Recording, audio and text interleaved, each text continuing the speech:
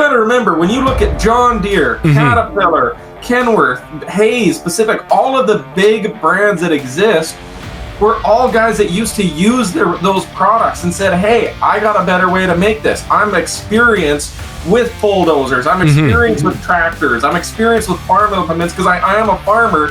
And that's what started these big companies. It wasn't a bunch of MBAs in suits that started the big companies we know today. It was people that knew their product, knew how to build it, knew how to improve it, and get it out there. And we've lost that now. So, and it's really then in that case, you could say, bringing the game back to where it should be then, right? That's where it should be at, and you're bringing things back to that. Is that fair to say? Yeah, back when we had a comparative advantage, back when we made the best equipment in the entire world, when we were manufacturing gods of the world, and that's what we used to have before we had a bunch of MBAs and suits that tried to make every accountant line and trying to make every quarterly balance sheet as important, and they were more worried about their goddamn balance sheet than they were building a good product. And now look, all the manufacturing's gone to China, nothing's left, you can't work or fix anything, and the quality's gone down the drain. We need to bring back to the way it was, back to when companies were started like this by people that knew what they were doing. From Olympic City and the home of Pikes Peak, this is the Automotive ADHD Show with Matt West.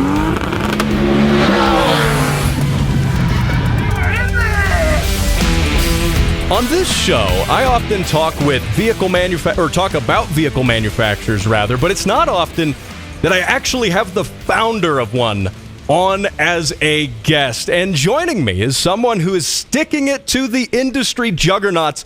He is an advocate for right to repair, and in his free time, the company sometimes exposes government corruption in doing so. And he's probably the busiest man in the universe, so I'm grateful that he's spending a few minutes with me right here on this show. And he's joining me from all the way up in the land up north, British Columbia, or at least to him, I'm probably in the south. Anyway, Chace Barber, founder of Edison Motors. Welcome to Automotive ADHD. Hey, thanks for having me on. Awesome. I'm really glad to have you. And, I've followed your social media for quite some time. I love what you do. I've talked about Edison Motors before on the show and how cool it is, the stuff that you actually do. And in my mind, how revolutionary it is, especially in the world of these big OEMs and manufacturers. It's really special. So before we get to that, though, Chace, I want you to give me a little bit of your background before that. My background, I've been a truck driver for the last 15 years. About 9 years ago, started up my own little trucking company, little business, and it kind of grew into what Edison Motors is now. Well, and that's quite the growth there, too. And so one of the things I think a lot of guys kind of, harp on with vehicle manufacturers is that, a vehicle manufacturer, for example, isn't thinking about the guy using their stuff every day. And I especially assume you've probably seen that in the logging industry. It's like, oh, do the people who build the trucks actually use them? In your case, yes, they do. Is that right? Yeah. In our case, we do. But that's why we started building them, because the manufacturers now aren't building logging trucks for loggers. It's like they never talk to the vocational guys. It seems like they're being designed by accountants, or at least being told what to build by accountants. They want to mass produce for the highway sector as cheap as possible, and everything else is an afterthought. And it pisses me off, because companies like Kenworth, if you look back at their old advertisements, they used to have a saying at Kenworth that says, Kenworth engineers use muddy boots, wear muddy boots. Engineers at Kenworth spend more time in the field with the trucks than they do the office. Mm-hmm. And now that's just like, have they ever even been to the field? Do they know what the field is? Have they seen mud? Right. And that's what I think is really cool. You're coming from the background of someone who's worked in that industry, who uses the stuff, who understands what people want, who actually use the real equipment, and you're not just engineers, they always say, engineers make mechanics mad, right? And it's the same thing with your drivers and things like that. Now, tell me a little bit about Edison Motors as a whole. Obviously, I think the name is a jab at you-know-who, right?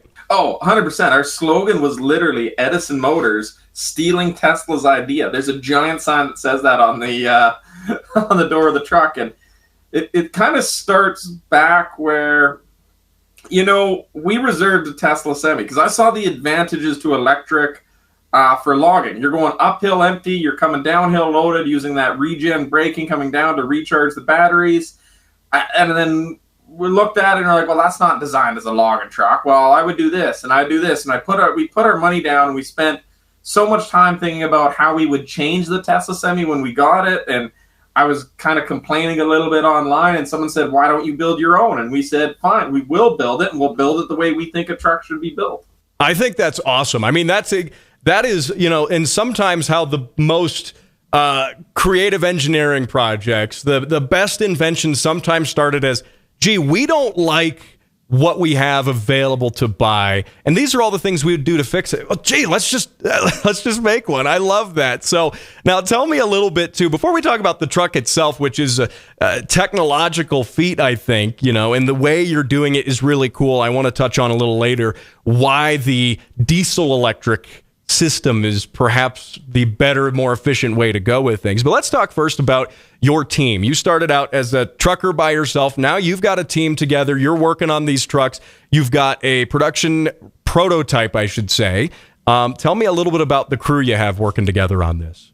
Oh, we got a great crew of guys. I'm pretty sure that first truck was built drunk built by beers, but we got a bunch of mechanics together because we had a philosophy that 5-6 really good heavy duty mechanics that know trucks inside and out can build a truck better than a team of 50-60 engineers that have no clue what a truck is. Like, we just assembled people with a ton of knowledge in the field. We seen what works in semi trucks. We seen what didn't.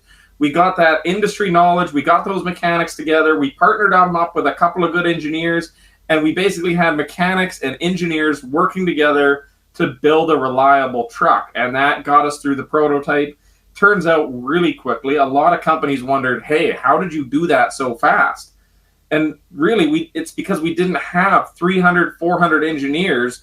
We had 5 or 6 really good experienced mechanics working with just a couple engineers, and they were able to just bang out the parts. Where an engineer says they'll debate for weeks amongst a team of 10 of them on how to do a braking system, but you find a good mechanic that's been wrenching on heavy-duty trucks for the last 40, 50 years. He knows exactly what every single part number, what works, what doesn't work. He knows where those parts are on the shelf. He says, these are the parts you need. He knows where to put it. And he'll tell the engineer, put the part there, and the engineer's just dragging and dropping parts. It sped things up, and it makes a way more reliable truck. Well, that, and I imagine, down the road, you got a guy who needs to work on his truck, and he's somewhere by himself. He's on the road somewhere. That makes for a truck that's easy to repair, right? That's right. That is the whole point, is that we see what parts work. We see what's easy to repair. It's being built by a mechanic who's thinking, like, a lot of these mechanics we had were loggers. Like, they work out in the bush in the middle of nowhere, and they're thinking, well, how am I going to service that part? How am I going to access that part?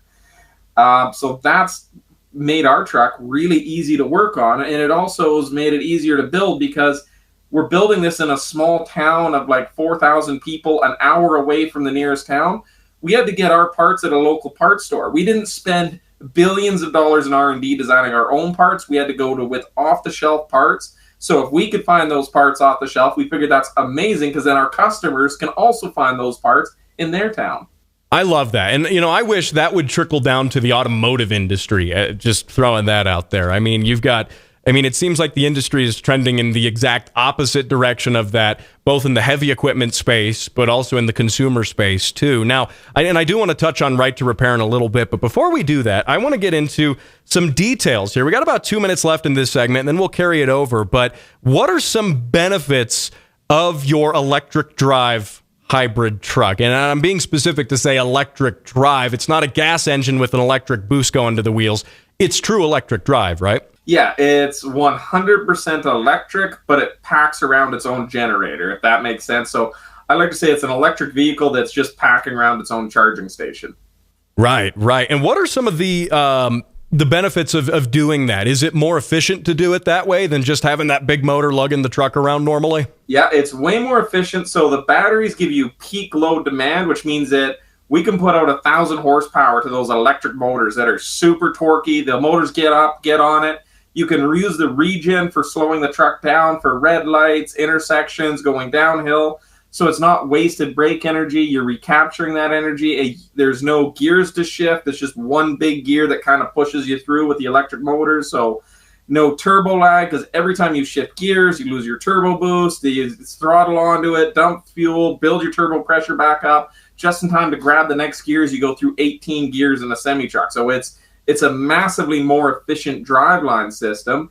And then with that peak power, instead of having a 15-liter engine that runs 100% of the time, we were able to downsize it to a 9-liter engine that's running about 50% of the time. So you're running a smaller engine for less amount of time. It just made the entire system way more efficient. It's all the advantages of electric vehicles with all the range advantages of a diesel. We're going to get to more of that. My guest, Chace Barber, founder of Edison Motors, here on Automotive ADHD. Don't go anywhere.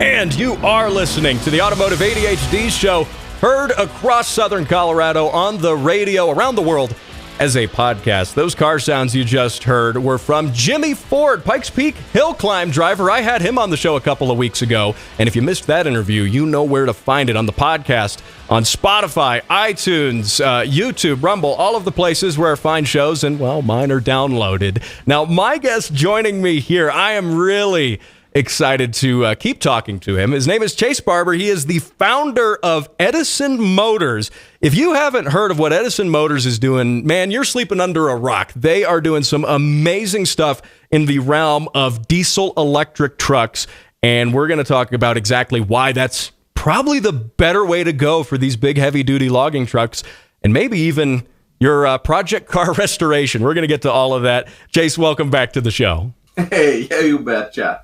Yeah, so let's talk a little bit about, before the break, we were discussing the diesel electric drive. So it's electrically driven. There's electric motors at the wheels, and you've got a diesel generator for all intents and purposes. It's a diesel generator on board. Why is that more efficient in this case? And what sort of fuel economy numbers do you see? And how does that compare to, a traditionally driven diesel truck? Yeah, so that's a lot of questions. I know, that's like 3 or 4 in a row, rapid fire. Yeah, efficiency of the drives. A lot of that is, number one, regen. When you're coming downhill or slowing down, instead of just being on a normal truck where it's just jake brake, wasted fuel, you're actually recapturing that energy to slow the truck down or hold the truck back on a hill, is recharging your battery. So you basically, as you slow down for a red light, you recharge the battery, the light turns green, you use that stored energy to then send the truck back on the green light. So it makes starting and stopping, going downhill, you recharge to go back up the other side. Now, you do lose a lot, of course. It's only like 50% of the actual power that you can save, but that's still just completely wasted in a normal drivetrain. The other advantage is peak load demand. You can oversize your electric motors and that batteries, because they have something called a C rating, which is their capacity discharge. So you could have a 200 kilowatt hour battery, but with 4C discharge, you can put out 800 kilowatts, which is 1,000 horsepower of power to an electric motor. Now, normally, to get a 1,000 horsepower motor, you would have to tune that engine rate up, adjust the fuel timing, bigger injectors, bigger turbo, and you're running a really inefficient motor to really give you that power, because you don't need, the average semi-truck is about 550, 600 horsepower. You don't need that all the time. You only need that horsepower when you're climbing a hill or starting out from a line. When you're actually going down the highway, you're only using about 200, 250 horsepower to maintain that speed. Mm-hmm. So what that allows you to do is that battery gives you the big shove, and then the generator can be smaller because it only has to maintain the average base load, if that makes sense. Yeah, absolutely. So you've got a smaller, engine running, and it's not running all the time, and it can be more efficient too. It can run at a single RPM, right? As opposed to, a big, heavy, traditional diesel motor. You're going to make peak power at a certain RPM. You can just keep this smaller motor at that RPM, right? Yeah, and that's where diesel motors love to just get up to 1 RPM, go to their most efficient RPM, and just stay there all day. Yeah, and that to me, I think is, everything you're saying with your truck, it just seems like, wow, that's a great idea. Boom, here's another great idea with that. It just keeps stacking on top. And it's like we were talking about in the first part of the show. You have a truck generally kind of built by drivers and mechanics and a few engineers, not a gigantic company, nothing big like, Tesla. And yet you're doing something that from an actual making a product is, in all intents and purposes, a better product. Now, I want to also talk a little bit about, so you've got your prototype. You've had a couple of trucks that you've built, and your current one, Topsy, is your test rig. It's sort of a production-esque prototype. Is that right? Yeah, that's right. I would say that's 100% right. Awesome. And so tell me a little bit about kind of what you've learned coming at this, is a new business, right? A new business venture, and you're learning all about manufacturing, and now you're learning about prototyping and design. What has that process been like, fielding a functional prototype? Stressful. Eventually, we had a saying that, hey, we don't do this, though, because it's easy. We do this because we didn't know how hard it was going to be, and now we're really committed. You can't back out now, right? You're all the way in. No. I'm joking, but like it is. It's definitely a huge learning curve, but we've got a really, really solid team of guys. Like, I think we're one of the few EV manufacturers that approached it. We're truck guys first, and we're learning the EV side. Every other EV company has gone into it. They've been EV experts. They know everything about electric vehicles, but they don't know shit about semi-trucks. And you see it time and time again that why are they doing this? Why are they doing that? Holy crap, who let that go? And you see some of these companies like, I'm just going to straight up call it Nikola Motors, where all of their executives have almost no experience in the trucking industry, and they're designing a truck, and they're spending billions of dollars in massive repairs and things like other companies that are having parking brakes fail and trucks rolling away. And it's like, oh my God, guys, like if you just talk to a mechanic or approach this from a truck perspective, you want to realize that all of these things could have been solved by talking to one experienced mechanic, one truck driver with some good experience that tell you, hey, don't do that. That's a bad idea. So I think that's really our advantage. Why we've been successful is that, yeah, there's been areas where we've had to learn a lot. We have had to hire some EV engineers, and we brought those people in, or we've subcontracted companies that are experts in those things when we need that additional help. But we've got a really good, solid truck. We were able to build that. That is one of the most difficult things, and we've been adding the electric things and improving that as we go. And it's been, so far, an incredibly winning strategy. And I think it's amazing what you're doing with that. And it also a testament to grassroots business, playing with the big guys, playing with the juggernauts, and beating them at their game. Now, and it's not beating them at their game, though, with existing manufacturers. You got to remember, when you look at John Deere, Caterpillar, Kenworth, Hayes, Pacific, all of the big brands that exist were all guys that used to use those products and said, hey, I got a better way to make this. I'm experienced with bulldozers. I'm experienced with tractors. I'm experienced with farm implements because I am a farmer, and that's what started these big companies. It wasn't a bunch of MBAs in suits that started the big companies we know today. It was people that knew their product, knew how to build it, knew how to improve it, and get it out there, and we've lost that now. So, and it's really then in that case, you could say, bringing the game back to where it should be then, right? That's where it should be at, and you're bringing things back to that. Is that fair to say? Yeah, back when we had a comparative advantage, back when we made the best equipment in the entire world, when we were manufacturing gods of the world, and that's what we used to have before we had a bunch of MBAs in suits that tried to make every accountant line and trying to make every quarterly balance sheet as important, and they were more worried about their goddamn balance sheet than they were building a good product. And now look, all the manufacturing's gone to China, nothing's left, you can't work or fix anything, and the quality's gone down the drain. We need to bring back to the way it was, back to when companies were started like this by people that knew what they were doing. Absolutely. No, that's the tangent we needed to hear, though. That's exactly what we needed to hear. And I mean, you're absolutely right about that. With manufacturers, especially in the in the industrial sort of space, I mean, we've heard for years about how John Deere is locking things down with software, and a farmer in a field can't get his work done suddenly because he doesn't have a PhD in computers and also needs to go to the manufacturer for the stupidest little parts. I mean, we're talking about that, but then that also ties into a lot of what we do here on the show, talking about the consumer end of, production cars, and cars on the road are going in this exact same direction. So, hey, Chase, hang tight with me here. Let's do a bonus edition of the show. We're going to talk a little bit about right to repair. We're going to talk about how you can also maybe get some Edison hardware in your truck. Maybe you got a classic truck you're restoring. Maybe you got a work truck.